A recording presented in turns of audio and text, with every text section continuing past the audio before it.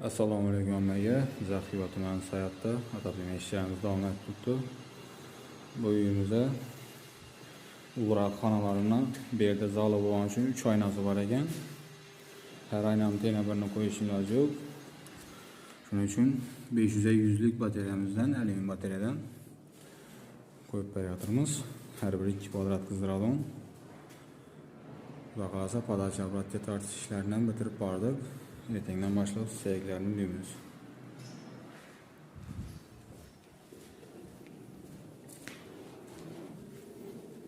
Bellarimizni 580 likdan qo'yamiz.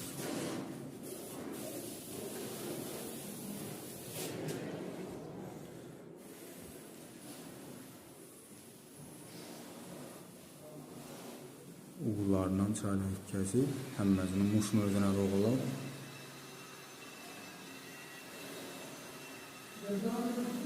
kime shunday xizmatlar kerak bo'lsa tashqi nomerlarni qoldiramiz, quloqlarni olasizlar.